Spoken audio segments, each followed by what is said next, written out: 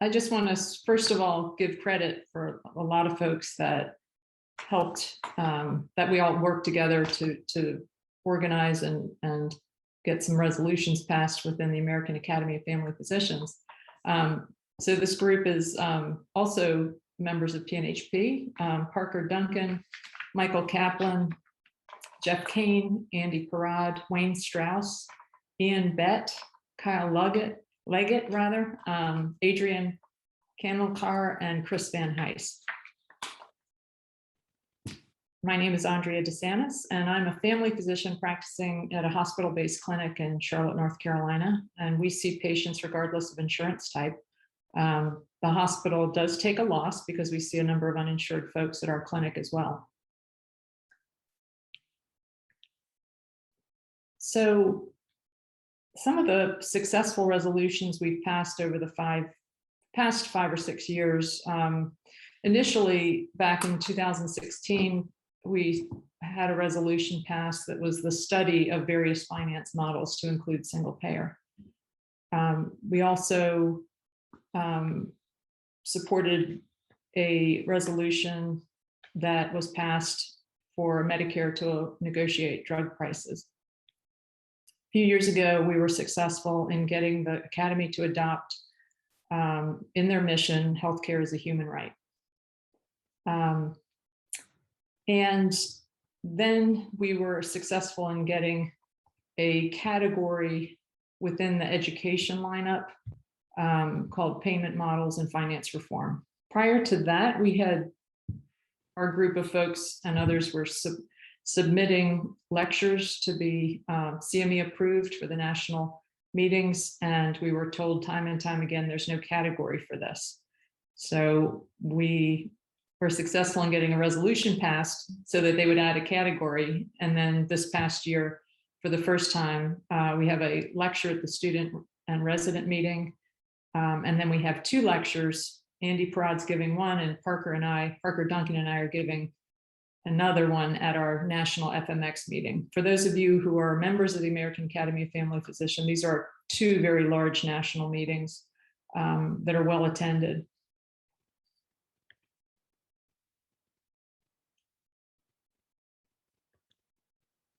Not seeming to advance for some reason.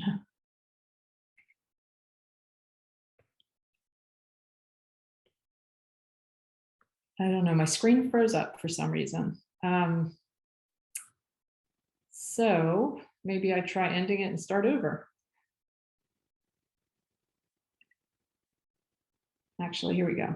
All right, so one of the ways in which we feel that we've been successful within the Academy is that we joined a member interest group. Now, not all academies and associations boards will have member interest groups, but basically look for existing committees that might already exist, such as committees that address health equities and social determinants of health, payment models and healthcare finance reform, public health topics, or start your own committee. The member interest groups within the American Academy of Family Physicians started back in 2015 at the Student and Resident Conference, and it was a handful of folks who proposed this to the Academy. Now, the Academy boasts 23 different member interest groups, and they range in topic from women's health to direct primary care to hospital-based family medicine to single payer. And our single payer member interest group is actually one of the larger of the member interest groups with 440 members at last count. And altogether, these member interest groups have about 6,000 plus participants. Some participants are members of several, but it speaks to how popular this sort of thing is for folks to pick an interest that they have in medicine and be able to collaborate with folks within their profession who are like-minded. One of the things that was also made us successful is we identified influential single-payer supporters who were either active within the Academy or had been in positions of notoriety. For instance, Jeff Kane, who was a past president of the American Academy of Family Physicians, really shepherded us through a lot of the nuts and bolts and politics of the Academy.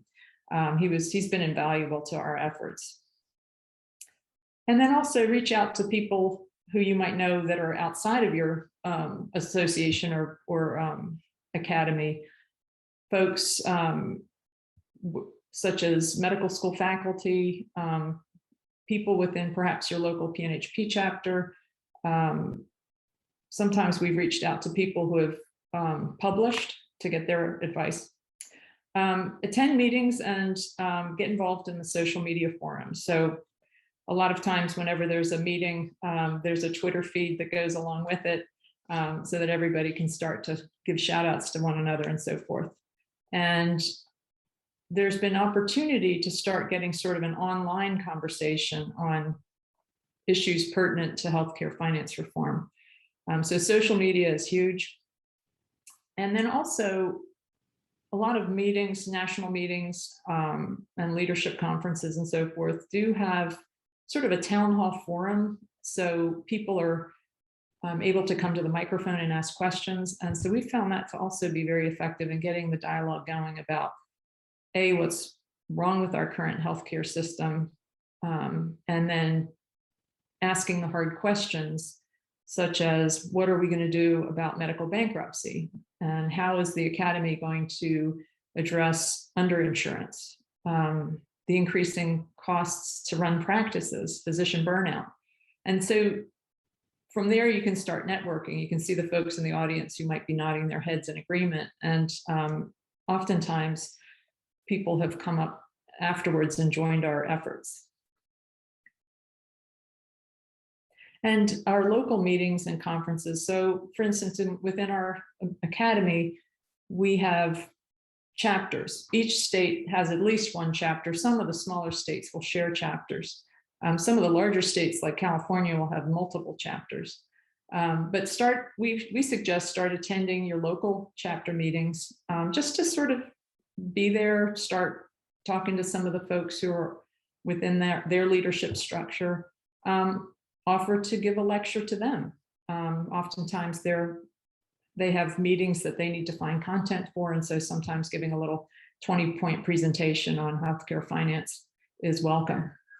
Also, the documentary Power to Heal. A number of chapters within the AAFP started to show that documentary, and then the National Academy decided to promote it as well about a year or two later. So that's a very powerful and easy thing for folks to sort of line up, because it's already there, and it really gets people thinking, and there's great question and answer after showing that movie. Consider actually writing a formal resolution. So within our academy, each chapter has the ability to put forth resolutions of any topic they find important within healthcare. And so consider being the author of one of those. They're a little bit awkward in their language at times. And so we would get copies of old resolutions and then sort of see what the format was and kind of change the title and the topic. And so anyway, over the years, we've gotten more proficient at it. And Andy Parad is one of our gurus in terms of ideas for resolutions and how to word them in just a way that sounds catchy. We've also found that we want to honor everybody's perspective when it comes to healthcare finance reform. It's a really big topic. People come at it from all different angles.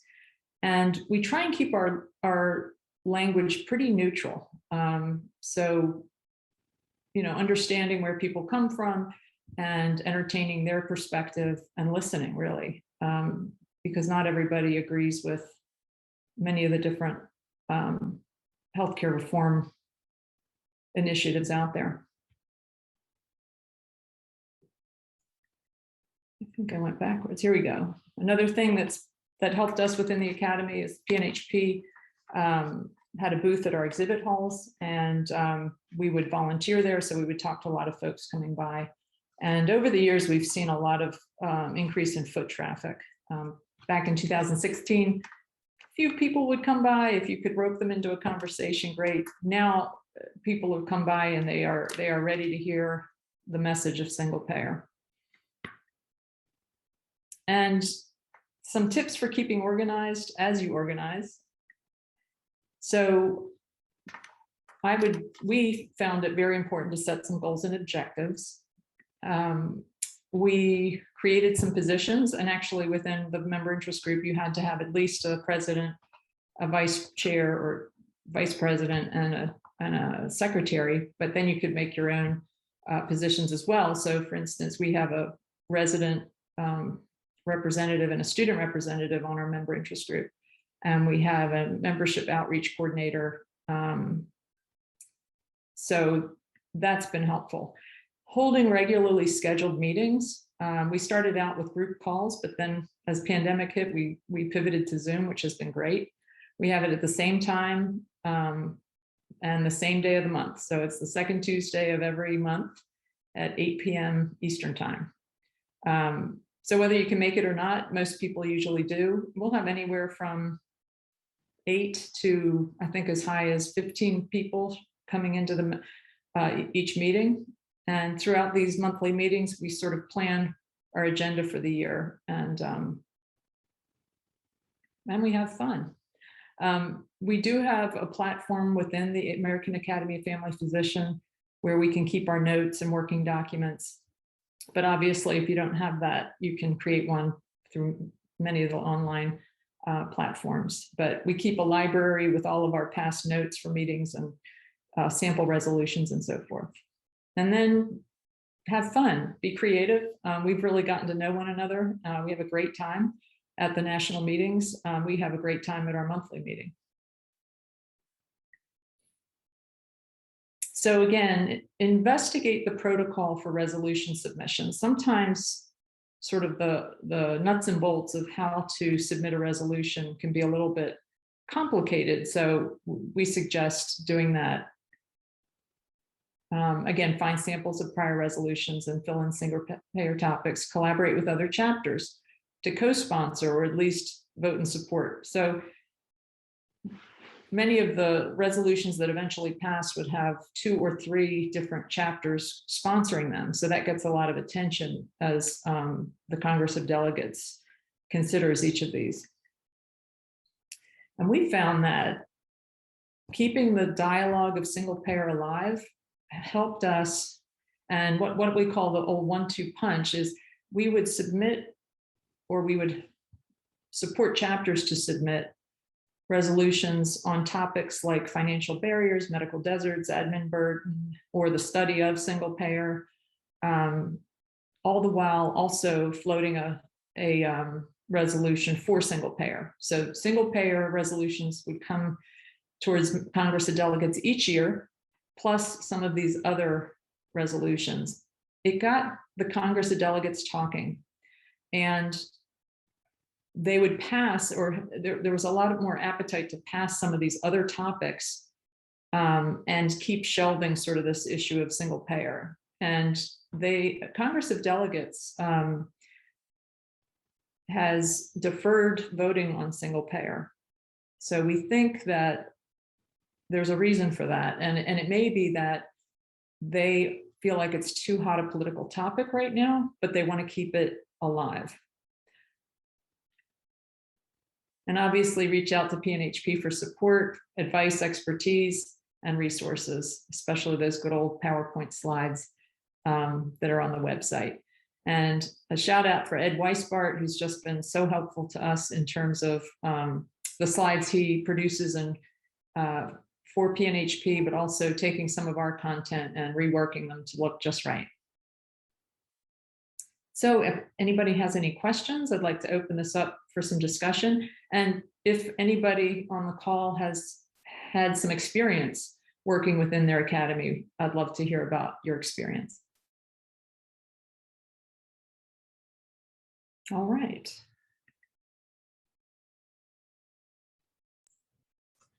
Dr. DeSantis, I have a selfish, self-serving question. I've served the PNHP both before at these conferences and have seen the numbers from recruiting events previously. And one thing I've noticed with the recruiting trend is that we're tending to recruit less and less physicians over the years. Do you think this is a function of the fact, like you mentioned in your presentation, that people are really already engaged in single payer, and so those lower hanging fruit we got earlier and years earlier have already been plucked? Or is this a reflection of the general public consciousness at these meetings that folks aren't as wanting to get involved in a organization like PNHP? I think that's a great question. I would say probably the former. Once you've signed up, unless you're signing up year after year, you've already signed up. And I also think folks appreciate the topic of single payer as a momentum that's already in place. Perhaps they feel like, I don't need to join. There's already a lot of national dialogue around that. But I think what you said first about we've already signed those folks up. We do find that within the student and resident population, it's very popular, very popular. I would say more than 50% of students and residents that you come across are firm supporters of it, and nearly all of them appreciate points about moving to a national healthcare system. Thank you. And I know we have Judy here from Pittsburgh, and Brenda, I didn't catch what chapter you're from, but maybe we could get the audience to introduce themselves as well and say what they're working on. Yes. So my name is Brenda Figueroa. I don't belong to any chapter. I am a physician assistant certified, but I'm also a foreign medical graduate from El Salvador. I was a pediatrician back home, and I started a family medicine residency program from which I resigned recently due to differences, incompatibility, disappointment with the program. So since I had some time, I decided to Google any organizations that support single payer, and I ran into you, and I sent a request, and this is my first time in a meeting, so I really appreciate any guidance from now. Brenda, that's wonderful. Welcome to the movement, and I hope that I'm Latina, so Latinos need the support, but I'm sorry for the interruption. So no, not at all. Where do you practice? I might have missed it. Or where did you? Maryland. Maryland. Okay, great. So yeah, I kind of started out the way you did, sort of wondering, scratching my head as to why certain patients couldn't get the care they needed, or why a patient with insurance that lost their job because they were sick suddenly had nowhere to go to get care. So it started with just frustrations of the job, which are numerous right now, and linked up with a prior faculty member who knew about PNHP, and so started to attend chapter meetings of PNHP, joined PNHP, and then noticed that at our annual National Academy meeting, there was a PNHP booth, and so I started to get involved that way. So you just sort of follow what's put before you, I've always said. And PNHP is a great place to start if you're wanting to advocate in general for an equitable system. It's a wonderful organization. Are you a member of your PA association or any associations within the physician assistant world?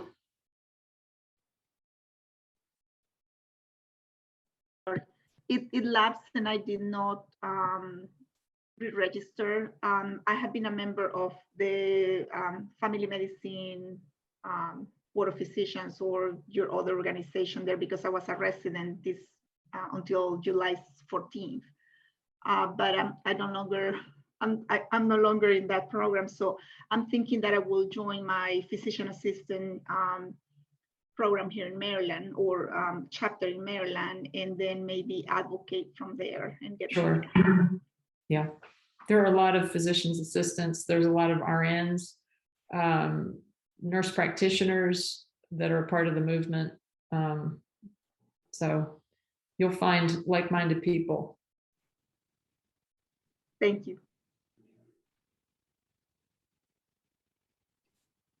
So thanks, Andrea, for that presentation. I'm a retired OBGYN subspecialist. My career was in reproductive endocrinology and infertility, and not a lot of interest in single payer in that particular group because they kind of run in their own world. I had an opportunity, which was quashed by the pandemic, to present at a fertility society meeting, the West Coast one, which I was so excited about, and then it got canceled due to the single payer. I mean, due to the epidemic. But I don't know if American College of OBGYN has much going on in the single payer world. I never really was that active there just because of my subspecialty focus. I don't, that's our current kitchen table concern is maternal mortality. So Caitlin, I don't know if you know if anybody in ACOG that's interested, but that's one of my to-dos for coming up in the fall is to reach out to my to the university. I'm in Pittsburgh, Pennsylvania. I've been in and out of the University of Pittsburgh, but mostly in private practice. And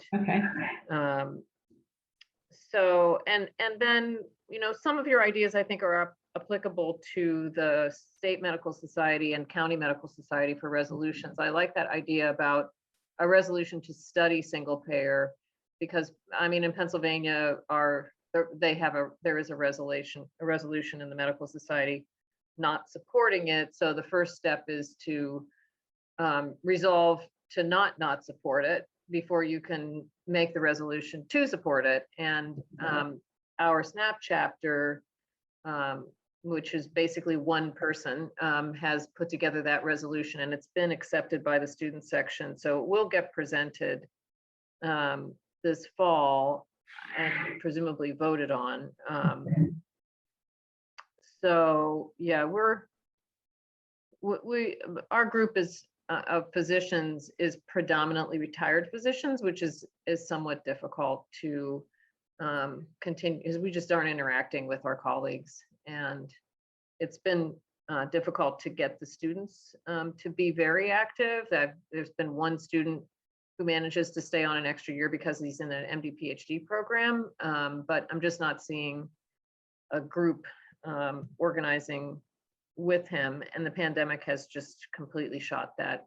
We've done the Power to Heal showings in the community, quite a few of them for the medical students as well. We work with some labor unions here in Pittsburgh, but our biggest struggle is just getting physicians to come on board with us. Sure.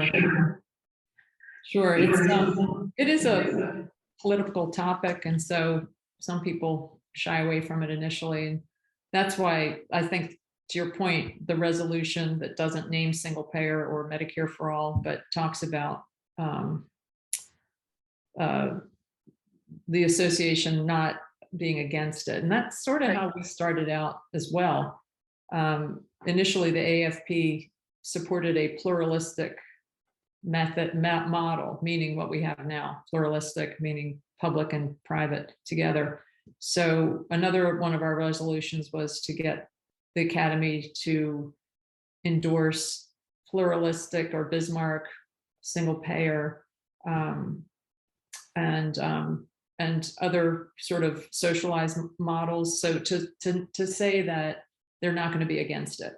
Mm-hmm. So again, it's little baby steps in a direction of keeping the topic alive at these meetings and talking about it, because what we're also after is to start to move people who are either on the fence or maybe even a little bit against it, but to kind of win them over with the the data. Once you look at the data, people have their aha moments. And so our goal is for people not to be afraid of it. Right. Yeah, I think one of the biggest issues here is the academic medical centers. There are two, University of Pittsburgh and then the Allegheny Health Network, which is aligned with Drexel in Philadelphia. And both of those hospital systems are propped up by their own insurance companies. So we have a University of Pittsburgh Medical Center insurance company that made the billions this year, as did the big players like United. So full-time and most of the physicians are now owned by one of these two entities. And so there's definitely a fear of people speaking out in this way, because even though they may be in support, it's not in support of the mission of the health plan of these two entities. So we've had people walk away because they just didn't feel like they could speak out. We've had family medicine people who have been told that they can't talk about it in patient areas and things. So I think it's very frustrating from that standpoint. It can be frustrating, I have to agree. But I think sometimes when you start feeling the most pressure against it, it's because those entities are feeling Afraid. their time is limited. Yeah. So anyway. Dr. DeSantis, I have a question, if I may. Yes, I can. So I feel that in my experience, that is not a long time. I've been a PA for 10 years. There is a fear from the providers that our own interests are being threatened in terms of our compensation. And when I read a sample of the resolution, that aspect doesn't get addressed. And I don't know if there's somewhere where that can be included, because we are so we are a capitalist country, and what's at the bottom of everything is money. So therefore, in our mind, in the provider's mind, if we come up with these, single payer and experience that Medicare pays less, and they put all these little rules, pay even more. So I think that's a fear, and I can sense it whenever I talk to people, that's at the core of a lot of people don't want to support it, because it's going to affect my bottom line. I'm not going to have the lifestyle that I studied for so long and so hard in my debt.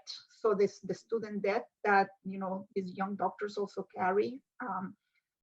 So I think that's something that maybe there's something where we can acknowledge it, and somebody can talk about it and address it, because I don't know exactly if it really is going to be affected. Sure. I think that's one of the biggest fears among folks who want the status quo because it's working for them at this moment. And I kind of use the analogy, we're kind of in this long, dark tunnel, but what we want to do is show the light at the end of the tunnel, and also point out that other countries who have enacted universal health care, their providers, their primary care physicians and PAs and nurse practitioners are getting, they're making good money. We're unburdening them of the administrative complexities, the costs of running a practice.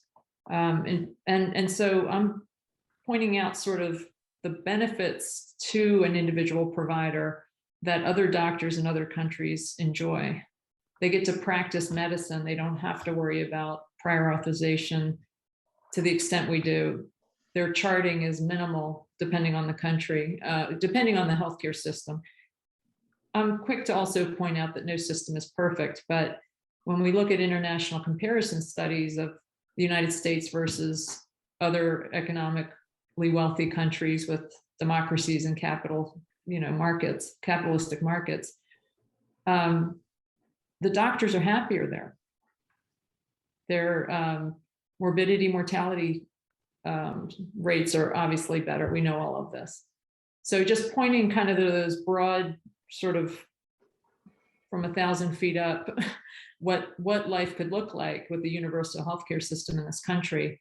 I try not to get into sort of the nitty gritty about, well, what about the VA and what about the, so just sort of keeping it broad. We need our system to be simplified, streamlined. We need primary care to be strengthened. Primary care physicians need to be rewarded for complexity. So all of that, and I have to say a lot of the primary care specialties are starting to talk to each other about how do we strengthen primary care in the ambulatory space. So ACOG, the pediatricians, American College of Physicians, which are the internists, they came out with a call to action about a year ago saying we've got to completely redo how we fund healthcare in this country. So I think we're seeing some momentum in the primary care world that there needs to be one voice so that we can strengthen our ranks, improve our working conditions, and make healthcare more equitable for patients. Mm-hmm.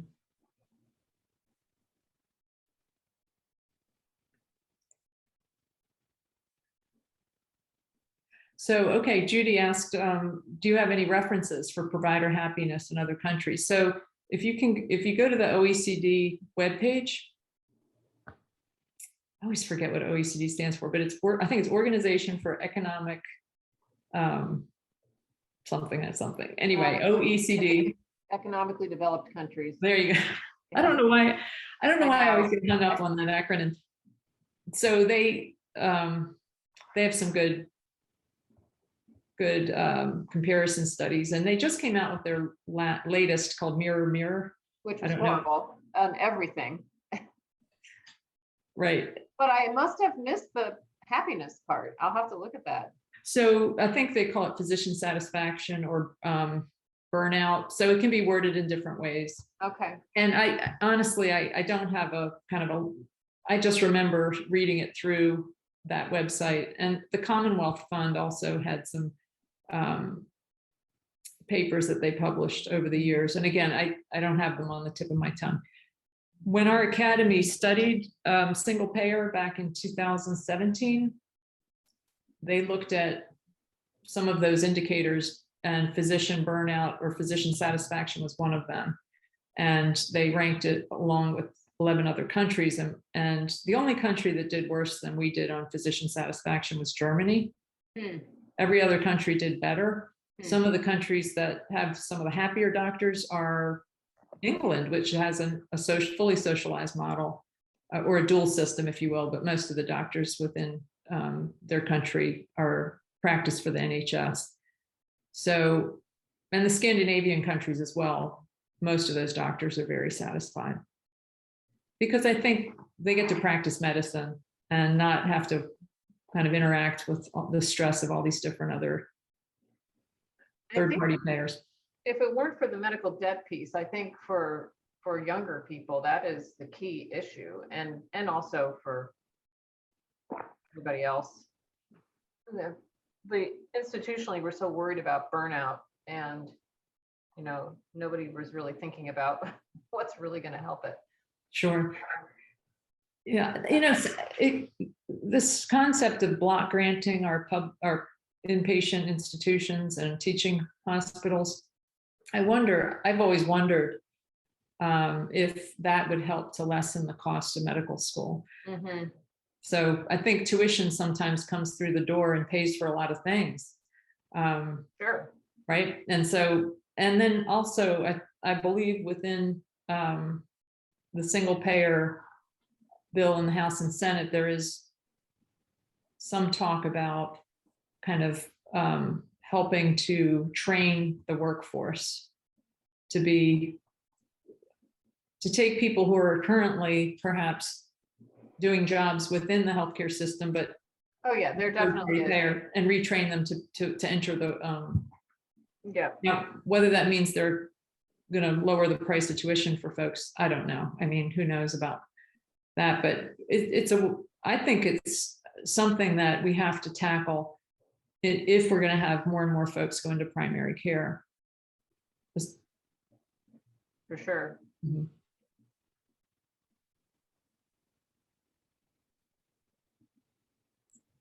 Does anyone have any additional questions for Dr. DeSantis today? It's been really exciting for me to hear the questions, just to know where our membership calculus is and what we're trying to troubleshoot, but also hear your expertise. So preemptively, thank you for being here.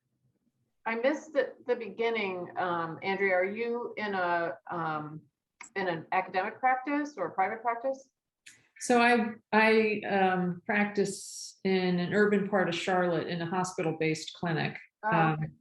And we do have residents and students come through, but I'm not on the education faculty. But I do precept third year, fourth year, and occasionally residents.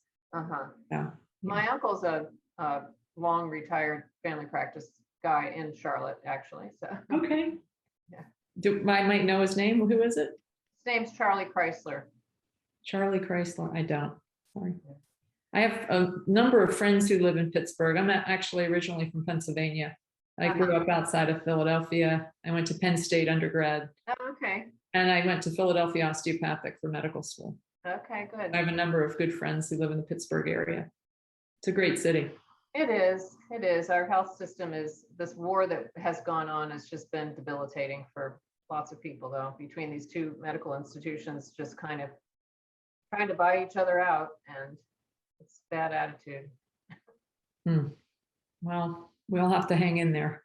Yep, Keep fighting the good fight. that's right. Yeah. And Brenda, good luck with your professional journey. Your heart's in the right place. So we need people like you in healthcare. So I hope it goes well. Yeah. Yeah, I'll, this is the first step. I definitely will get involved more. So I'm 51, so I'm mature enough to know what I want and what I need to fight for. In the previous, this year of residency has taught me a huge lesson to believe in myself. And I already, once that's out of the way, because there's so much involvement in like studying for the test and all that, and I'm not going to pursue that anymore. So now I can focus on something that is even higher than just a residency program. I can't even imagine doing residency. I'm in my 50s as well. It was driving me crazy already, and the program, I'm not going to say anything negative, but the program was not the best, and the program director, like I didn't think it was worth it for me to invest so much where I wasn't getting the educational part that I needed from that. And also it was very draining to see, and to be honest, what like frustrated me the most is that to see how the residents are being used. So we are cheap labor for the system. Sure. They built a new hospital, and the space for the residents was reduced. There was almost, we were being like chastised or pursued, I don't know what word to use, because we were using our call rooms as offices. We were stealing cows from the other areas to be able to document because they didn't build enough spaces for us. And then on top of that, we didn't have any parking. So I was starting like to complain and voice my unhappiness, which I've always tried to voice it like in a way that is productive for everyone. Sure. So I felt that was the point where I was like, I need to just go away, because otherwise it's gonna get to a point where I may get in conflict with the program director or the hospital, and I'm not gonna be living in good terms. Sure. So I decided to resign. And here's where I am right now. I'm gonna go back to work as an ER PA Okay. here in Maryland. Great. then I have more time to like get involved in these issues that are Sounds better. Reach out to Richard Bruno. Richard Richard Bruno. He's Bruno. he's a PNHP member. He's a family physician. But he's very active in advocating. Is it Bruno? Yes, Last name? Okay. Yeah. I will, thank you. sure. Thanks, everybody. Thank you so much.